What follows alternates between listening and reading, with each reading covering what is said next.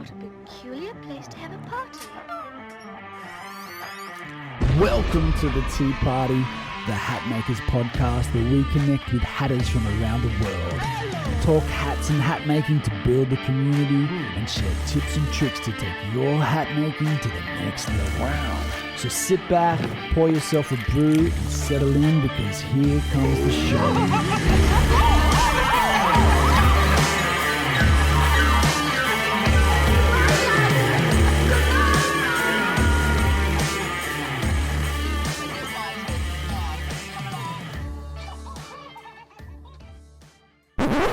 On the first episode of the Hat Makers podcast, we're chatting with Dave from Bam Bam, a custom hat maker from Bondi, Sydney, Australia, where he tells us how he got started making hats, what his creative process is like, who he's been making hats for, and what he's up to next. So let's dive in and get to know Dave a little better on the first episode of the Hat Makers podcast. We'll work it out on the fly. Seems crystal clear. It's good. Good? Yeah. Cool, mate. Well, welcome to the show. Thanks for being the first guest. How about we start with, how about you let us know who you are, where you're from, how long you've been making hats? Yeah, man, pleasure. I'm super grateful to even be asked to jump on and have a chat with you, man. It's actually funny because speaking to you on the phone just the other day was the first time I actually heard your voice. So it's actually cool to interact with you through video and not just text messages. But so thanks so much, mate. Mate, my name's Dave. I live in Bondi Beach in Sydney. I started a hat company entirely by chance. It's called Bam Bam, which kind of stemmed from an old nickname that I had. And at the time, I didn't have any other idea of what to call this thing, so I just ran with that. And I've been making hats full time since COVID, so not too long. But I've been kind of dabbling around with custom felt hats, maybe a year. Maybe a year after, like longer than that. So yeah, not too long at all. So how did you get started? What inspired you to start? Mate, this is a cool story. Well, a story I tell quite a lot, but it all started many moons ago with an old girlfriend of mine who gifted me a hat for a birthday present, and it was a black Akubra hat, and it was really beautiful. It was just, it was straight off the shelf. It was kind of one of those cowboy looking ones, and I'd never wore a felt hat before, wide brim before in my life. I always wore caps, and so I had been given this hat, and then after we'd broken up, I took that hat and I cut it and I burnt it and I ripped it and I punched holes in it and I ran over it on my motorbike. And I threw it in the ocean and I stitched it all back together. And I was wearing it down the street down here in Bondi Beach, and a stranger asked me where I got it from, and I told them that story, and they asked me if I would make one for them. And then so I was getting older hats and repurposing them and selling them on, and then it literally just started to become a bit more it was a tedious sort of job to try and find your size in this color on eBay and have to auction and bid and stuff like that. So I just taught myself how to do it from scratch, and found a supplier and connected with you. I think you were one of the very first ones that I ever spoke to about, what direction I should go and where do I start. Ordered in a couple of felts from a supplier and just went with it. Yeah. Wow. So you went from like kind of redesigning, remodeling old hats and then to learning how to make hats yourself and then adding your flair to them. Yeah, exactly. So I started repurposing older vintage hats like Kubras or whatever I could find. And I started by taking them apart, taking all the bits and pieces out of them. They're not too complicated, but I took the sweatband out and then I would re-stitch it back in to see how it works and see how it structurally is sound.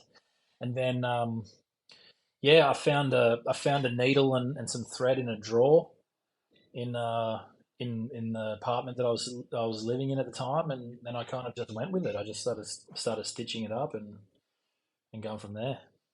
Yeah, those hand embroidered designs that you put on your hats look amazing. Thank you. Yeah, yeah. I mean, it's a very it's a curious story because I'd never made anything before in my life. It was literally, um, it's I still laugh every day that I'm like, what am I doing? I'm stitching a butterfly into a hat now. Like, where did I didn't even think I could draw.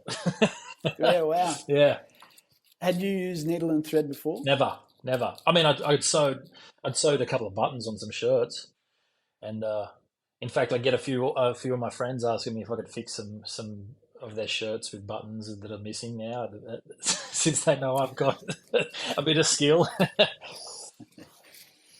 So I'm curious, how did you teach yourself how to make hats? Mate, I taught myself purely through trial and error. I did what everyone normally does, I guess, would be going to YouTube and try and find a couple of tutorials on how it's done. But to be fair, I just kind of just I can't. It really helped by taking a lot of those older ones apart and putting them back together. Um, but I mean, it was literally just trial and error. There was no kind of like, okay, this is step one. I kind of just went from zero to embroidery. Like I didn't even some of my hats I don't even put a sweatband into it. Yeah. Yeah, right. And so did you initially bring the embroidery with the hat making, or did you do the hat making first and then bring the embroidery in after? The first hat that I made was was something that I embroidered. Yeah, it was. So I kind of knew from the start that a point of difference, at least for my style, was no one would ever have this hat. And so once I kind of played around with a few more designs and started getting the right needle and thread and all that sort of stuff, and started getting a little bit more technical, I knew straight away that that was a huge point of difference. Um, but some hats I don't put anything on. It's just about the shape, and some hats I do a marathon session and just stitch a really high detailed image onto it. Mm. And so where do you get your inspiration for designs and things that you want to put onto your hats? Uh, well, for my own hats, the ones that I make for myself, I mean, they could just be like a shower thought, or me walking down the beach, going for a swim or something, just being around the ocean. It helps a lot of the time when um, a lot of the work that I get coming in are all custom work. So someone would see something that I've done before, and they would generally have something in mind. Um, the other day I had a guy. He reached out and he had some images of his kids' drawings that he wanted me to try and replicate onto his hat. So that was quite fun. So it changes all the time, and I mean, you know, someone would ask me one time if I could do a blue wren on their hat. And I said, yeah, yeah, yeah, no worries, I could do that. I could do that. And then I Googled what a blue wren was, and it was a bird, and I was fuck, it's a little tiny blue, high detailed bird. And so I was like, okay, I have to really try hard on this one. So I mean, yeah, they come from everywhere.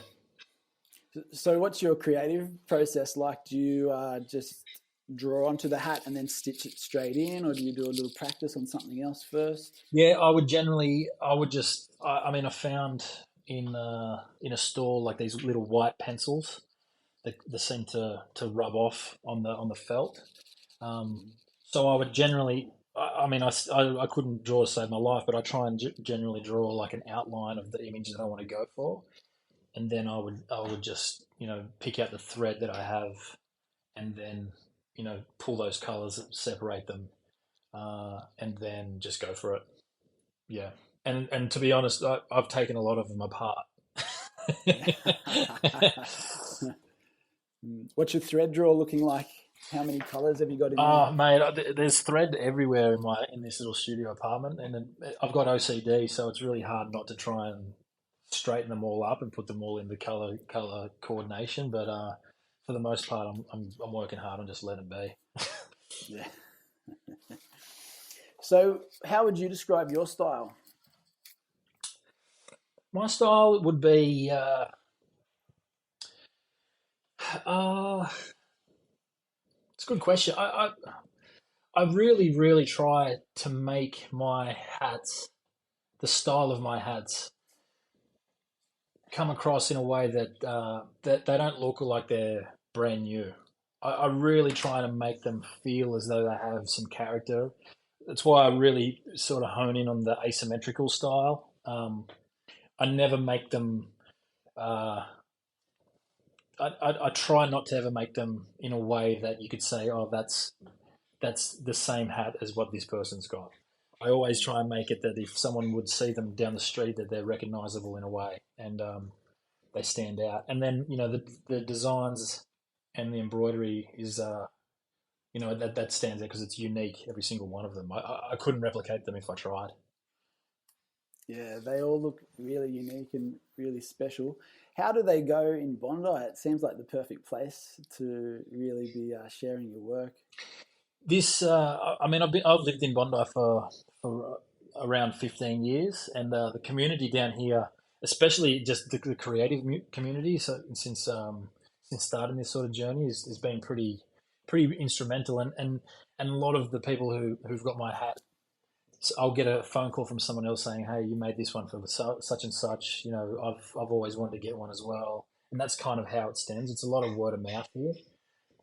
It helps that there's you know people have access to funds here as well, so they're kind of always looking for something that's unique and not something off the shelf. So I think that plays into it a bit. And then I live by the beach, so the sun is always around. It also needs to be functional too. So there's plenty of people around here looking for coverage from the sun. Yeah, seems like you've got it pretty well set. I also noticed on your Instagram you've got some hats made for some pretty big names there. I saw a tag for Teddy's Photos and another one for Pride of Gypsies. Yeah, What's the story there? yeah.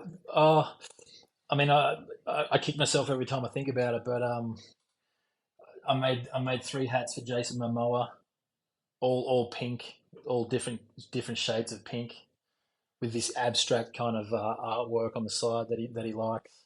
And they were the biggest hats that I've ever made too. So it was quite challenging to try and make sure. And he actually didn't try them on here in person. So it was pretty challenging to try and get that sizing right.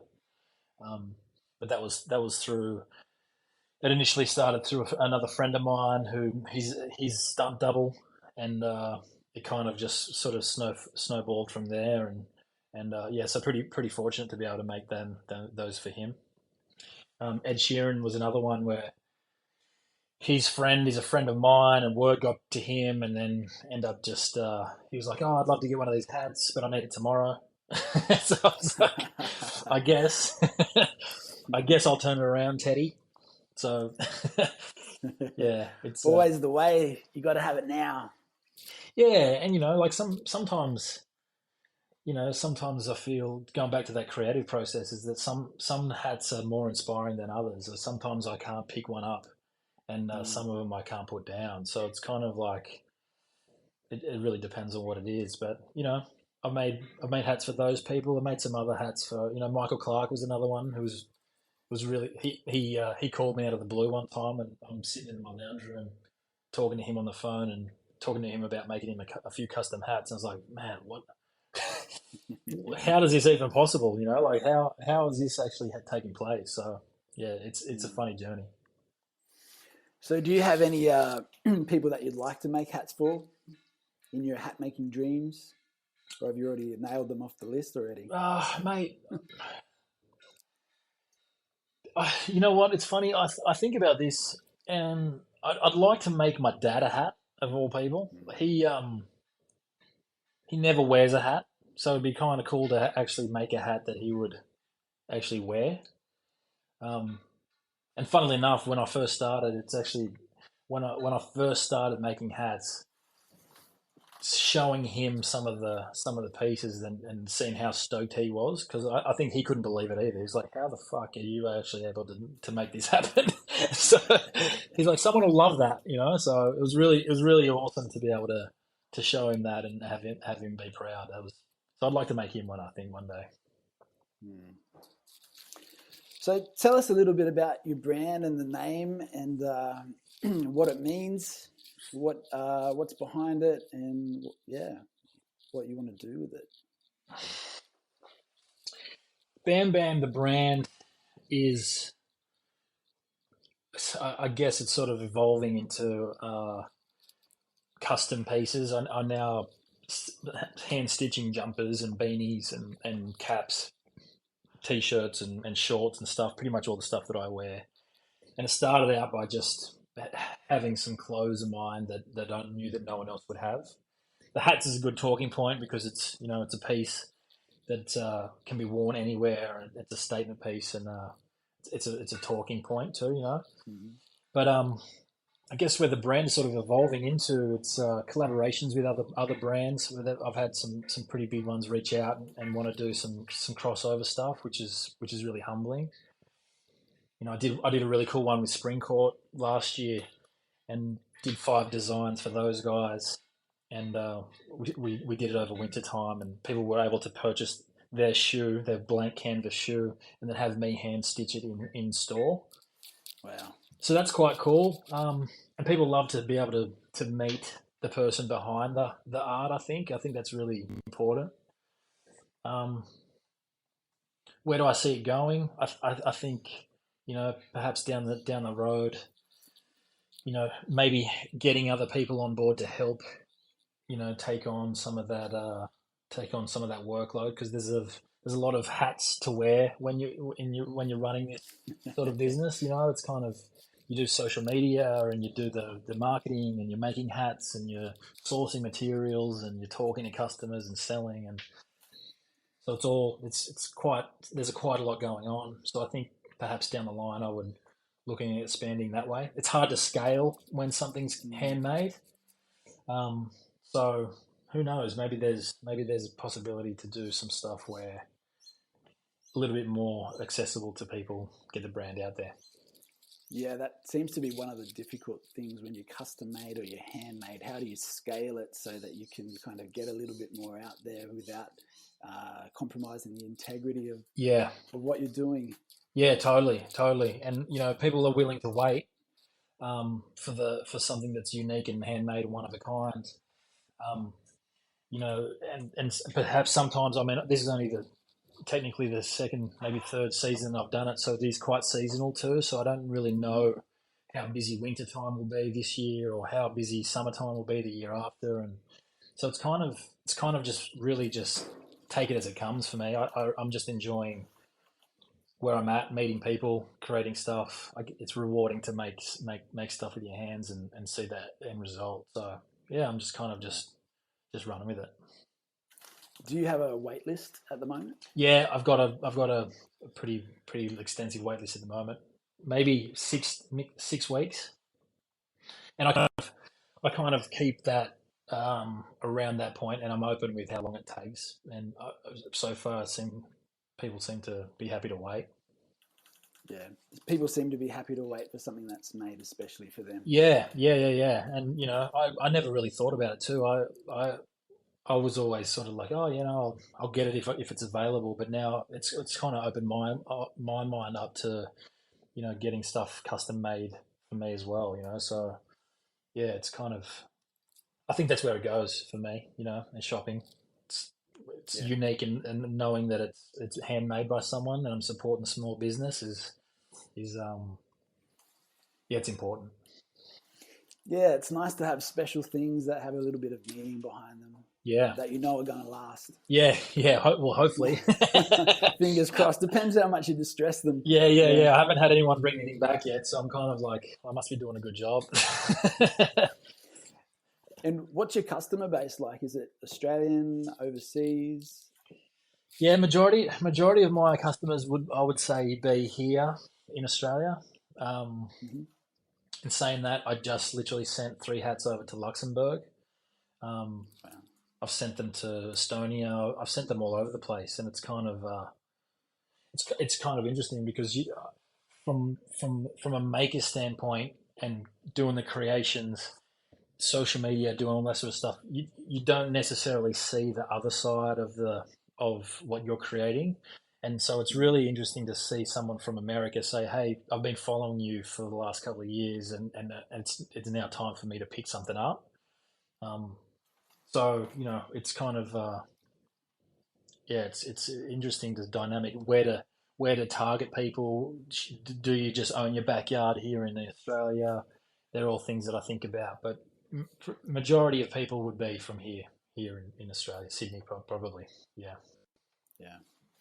Mate, one thing I love about your marketing is the X that you cut out in your hats. Yeah. Yeah, can you tell us a little bit about that? Yeah. Yeah. I mean, the X it was just kind of like a stamp that I put into one of the hats that I made from the start. And I was wearing it at the beach, and someone asked me what was that shadow that was being cast all through it, and the sun was obviously shining through it, and it was creating this really cool shadow. So I instantly thought, okay, that's a cool talking point because people being outside, being in the sun, it's a good photo op as well. People can sort of take that, and I kind of ran with it, and then naturally it kind of threw back to the story of where it all started. With the ex girlfriend giving me the hat and stuff, and it was, it wasn't anything. We parted ways amicably, but it wasn't anything like fuck you or anything like that. It was kind of like just this is a new start to where I'm going, and so I just stamped all of them, cut it out, and put it in every single one. Yeah, I love that. I also love your little hashtag, show us your X. Yeah, yeah. Very clever, very clever. That works quite well too. So people are kind of cautious of what they send me, but it is a bit of a marketing strategy there behind it too. So what do you think about symbology in hat making? I noticed that a lot of hat makers use little symbols and put little symbols onto their hats. And I also noticed that you show 1111 a lot.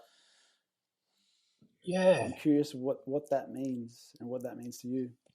1111 is I don't know. I don't know if you call it synchronicity or you call it coincidence, but it seems to be.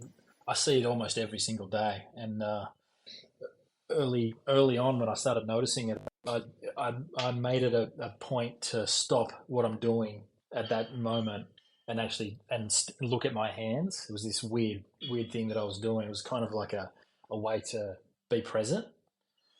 That's what I was telling myself anyway. And then I just naturally sort of built it into part of my routine, I guess. And I see it almost every single day. I got it as a tattoo, and then other people started reaching out saying, "Hey, I do the same thing too." So I don't really know what it means, but all I know is that for me, it's a little tool to stop, be aware, be present in the present moment, and just sort of take it all in. That's all it is. Yeah. Yeah, nice. Other hatters have got little tokens and stuff like that. I mean, to be honest with you, like I appreciate other people's artwork and stuff, but I really don't look into too many other people's creations, and I do that because I think I don't want it to subconsciously take on board what other people are doing. I really sort of just like to go with the flow of mine. So, but you can see some other people's. You can really tell some other people's artwork is like really recognizable to them. Yeah, well, your artwork is very recognizable. Thanks, man. Thank you. Do you have any favorite designs or favorite hats that you've made that stand out amongst the others?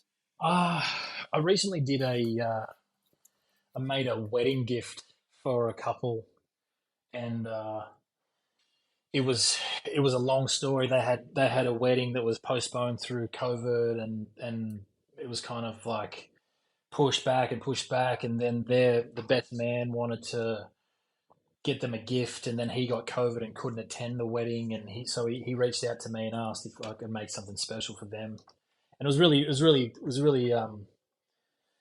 quite humbling because like it was a special moment for those guys, and he asked me in particular to create something that they could keep forever. And they both wanted. He wanted a little red robin, and Alicia, she wanted feathers. So I sort of incorporated the same bird and put the feathers on the side of them, and it was one of those ones where I couldn't put down, and I hurt my neck after making both of those ones. So, but it was I'd say highlights, yeah, those two.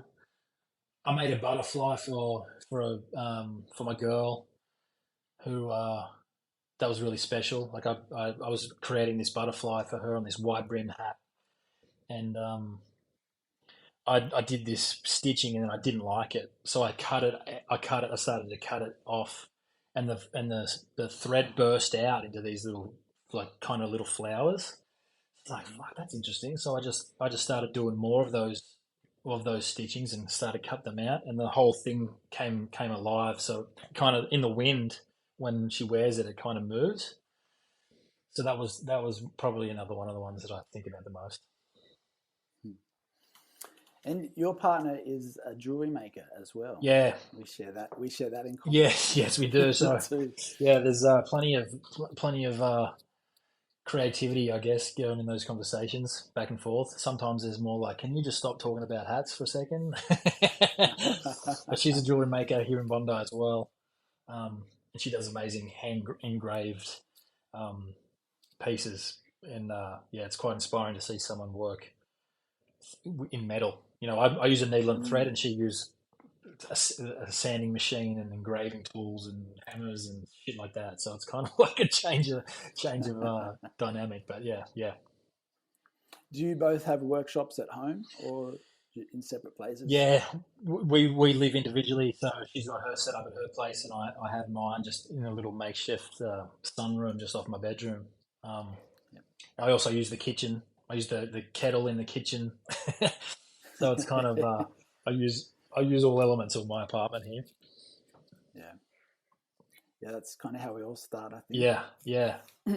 Or keep going for years like that. The steam is steam, and hot iron is a hot iron. Yeah, mate. It's interesting because a lot of the tools that I've made or that I've got actually are all handmade, and because I would look it up and see what I need, and I go, I can make that out of an old paintbrush if I needed it. And then I bought. Actually, I tell a lie. I got a hat steamer for my family for a birthday present because I thought naturally, you know, this will That's what you need. this is what I need, and this will make me a true hatter by having a hat steamer. And to be honest, a $30 kettle from Target works way better than this $300 machine. It's insane. Yeah. I don't tell them that. little kettle and a gas stove. That's it. Yeah. That's literally all you need. Classic.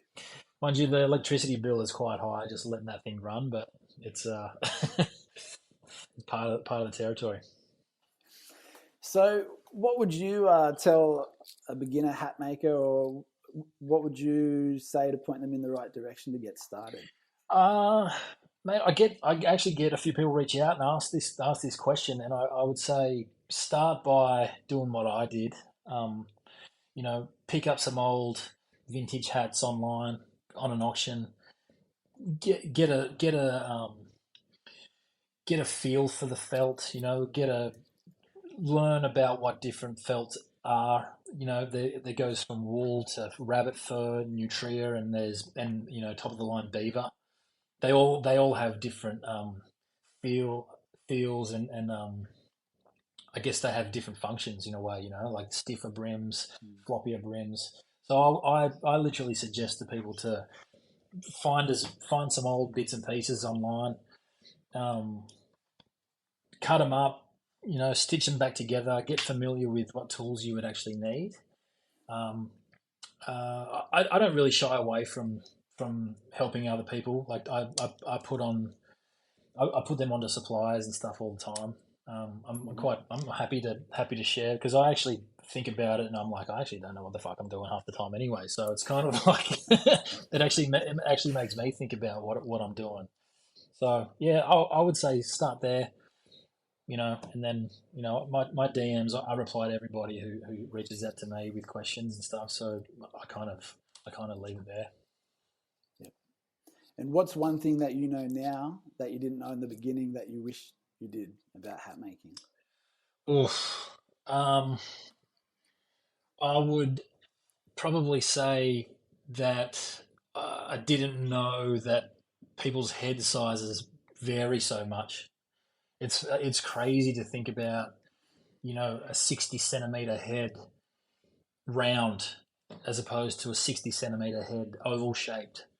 Um, Doing a lot of custom work and meeting people in person really helps that process, because you can actually see them in person and go, okay, this guy has got a big dome. It's long shaped. I need to stretch it out. Um, I would say that would be one of those things. And then when you do a kind of these blind fittings, it's kind of like, okay, you really need to ask a lot of questions, so you don't have to get the return. you don't have to get that return, or you don't have to. Someone doesn't get disappointed by because it's quite a lot of money that they're investing in these things, and you kind of want it. You kind of want it to hit the mark first go. So yeah, I would say that. Learn. Yeah, I'd say that. Yeah, those long oval shapes can be quite tricky sometimes. Yeah, mate. I made a hat for a rugby league player here. His wife was telling me that his head was a 65 centimeter one, and I was like, that can't be right. That can't be right. That's like comical size. It's like you'd win it at a festival, like it's huge. But it was that big. I was like, damn, right? So challenging to get that to work, but man, yeah, it's people have all different head sizes and shapes. Yeah, the first ones are a bit of a shock, for Oh, sure. even the small ones too. I'm like, I can't make a hat that small. It's impossible. So you said that you don't kind of keep a lookout at what anyone else is doing, but do you have any favorite hat makers that you admire their work or that you look up to in some way?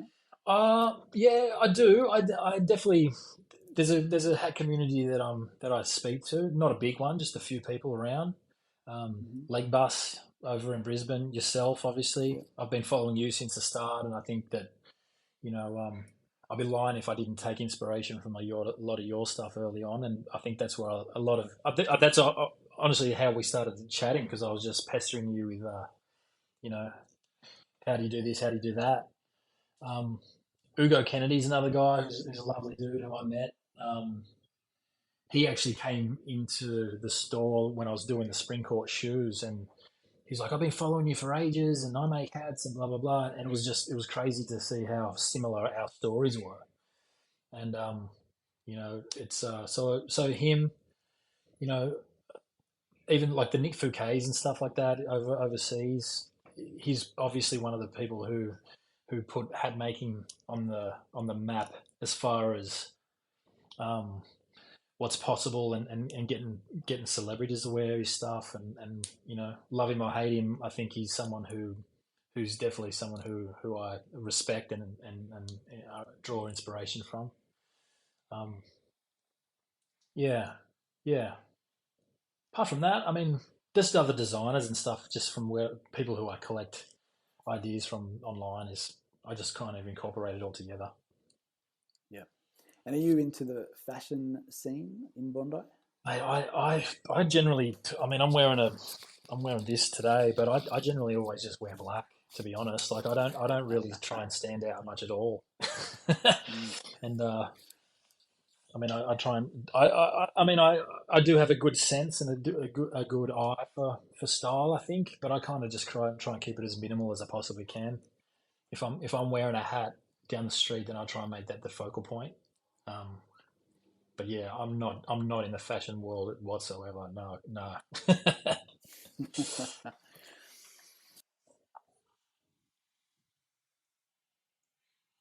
Is something that you love most about hat making? What makes it special for you? Um, the thing that I love the most would be it's really rewarding to make something with your hands.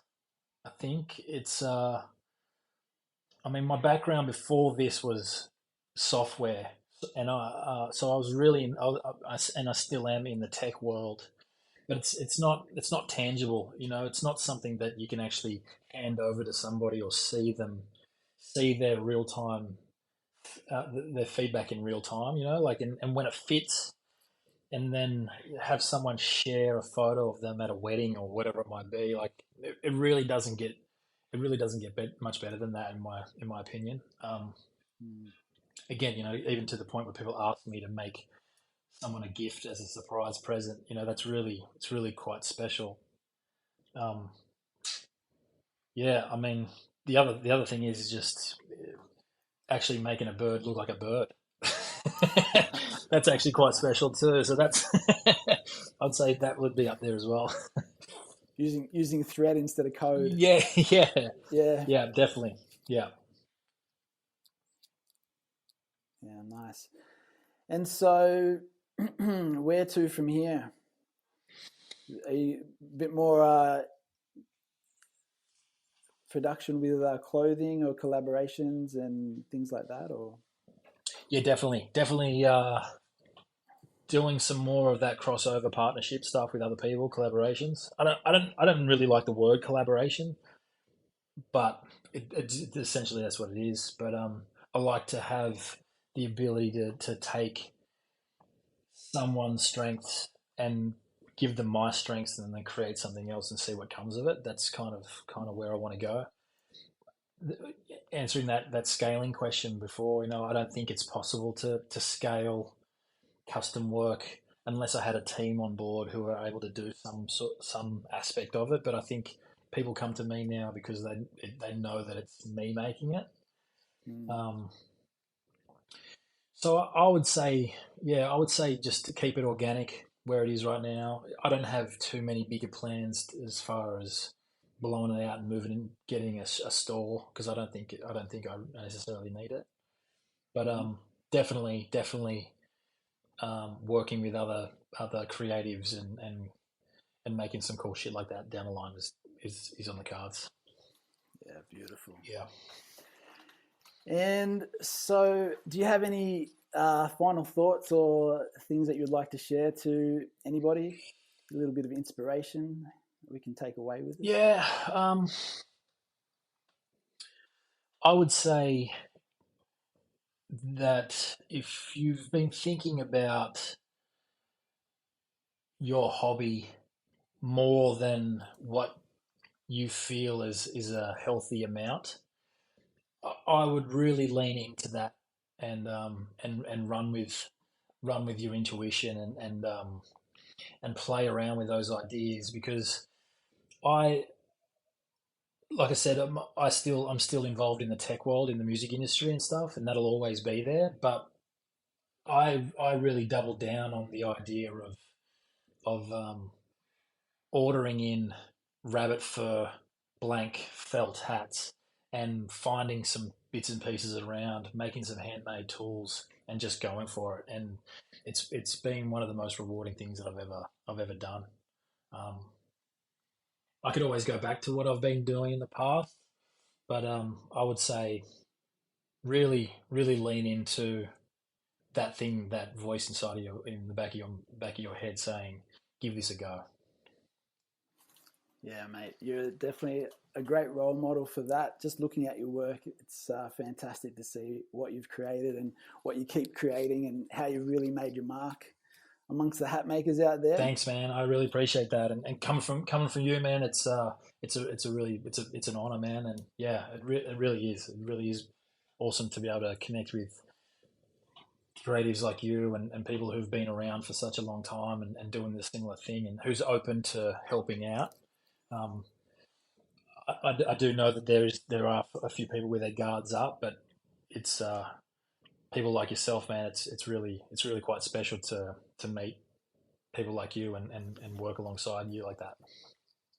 Thanks, mate. It's great to finally talk to you in person. I think there's so much going on in the hat making community, and we can really come together and do something special. It's pretty exciting times. I think. Yeah, for sure, man. And when you gave me that phone call and told me about the ideas of what you were doing, I was like, yes, like this is exactly what we need.